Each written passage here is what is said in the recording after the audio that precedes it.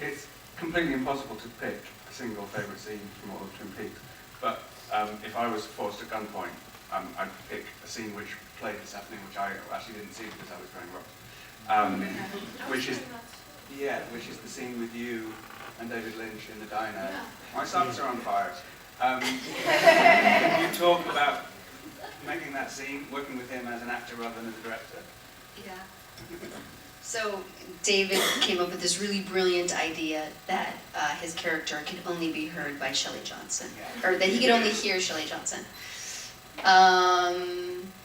Yeah, and he was pretty sneaky to get in the kiss. And, you know, to work with him was, I mean, you know, he's really such a special person and an amazing director, and then to act with him, I kind of sat there like, why me? Like, why do I get to have these scenes with him? I was really just always really excited, and just, I think I giggled all the way through it, which I giggled all the way through filming it too. I think Shelly giggled a lot, actually. But, you know, it was just, it was hilarious. His character was hilarious, and I just felt sort of honored that he could only hear Shelley Johnson. That was fun. It's such a beautiful scene. Yeah, and Ian, it must have been around this time, I guess, that On the Air, over the Horizon. Can you talk about how that happened, how the show came together? What are your memories of it? You know, do you think it deserves a better reputation than it has? That's a hard one. I don't know. I think a lot of us really enjoyed it this afternoon. I certainly did. I don't want to embarrass it, myself and Rosie laughed literally about 10 minutes straight after the episode had finished. Oh, thank you. That again was a lot of fun, but Twin Peaks was coming to an end when David and Mark created that, and whatever was going on with the network at the time, they kind of decided to incorporate that into On the Air, which was, you know, like a live television show with the Zglotnik network. But I think they named Kim McGuire, like, actually had the same name as the head of comedy for ABC, which didn't go down very well. And as the show progressed, by the third episode, the studio executives were all played by live ducks, like sitting ducks, sitting in all the chairs. So David would sort of come back from these like horrendous, which we only heard about, these horrendous kind of network meetings, as they were like kind of, you know, like destroying, like as Twin Peaks had come to an end, and he would like incorporate all of that into like On the Air, and we were trying to remain sort of oblivious to it, but we could tell like something really like twisted was going on. So so we got like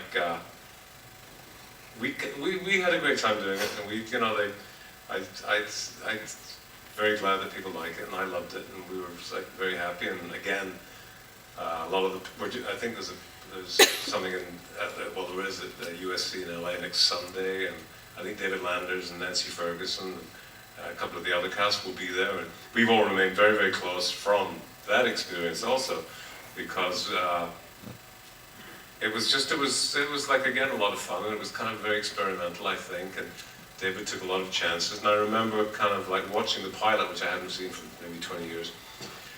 But Angelo Badalamenti was on the set writing all the music, and, you know, we did like little musical skits as time went on, but he did the dog food commercial thing right there on the set, and, you know, people got to hear it for the first time.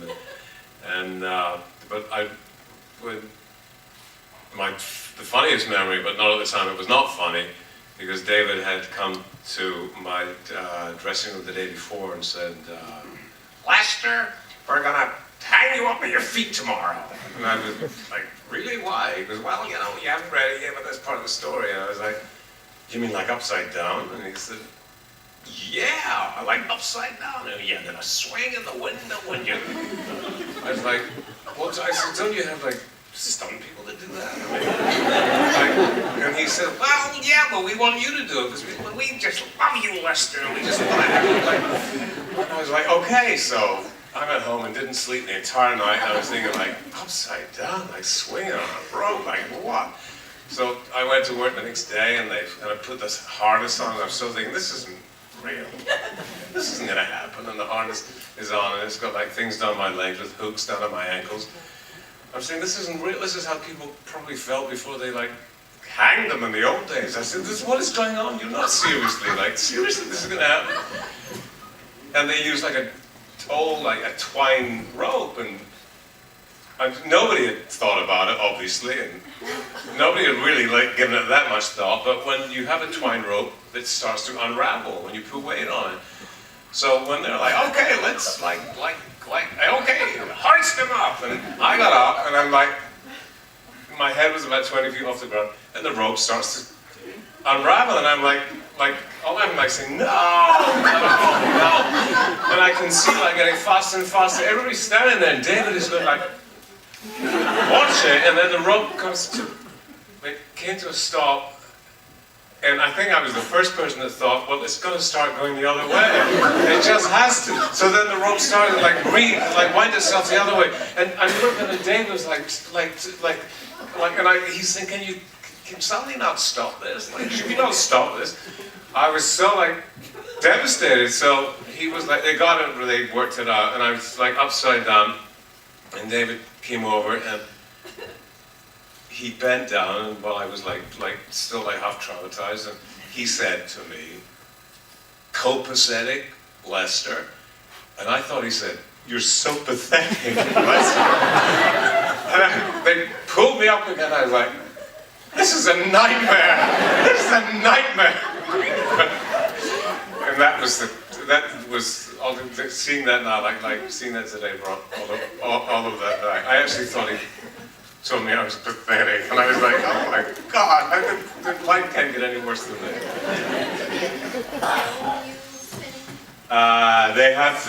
They know. They were just kind of like seeing how it worked. I thought for sure that was a stunt double. No, it was me. Oh my God. That was me. The whole thing was me. It was like ridiculous. Even your head in the dog food? My head in the dog food. That was my head in the dog food. My head in the dog food.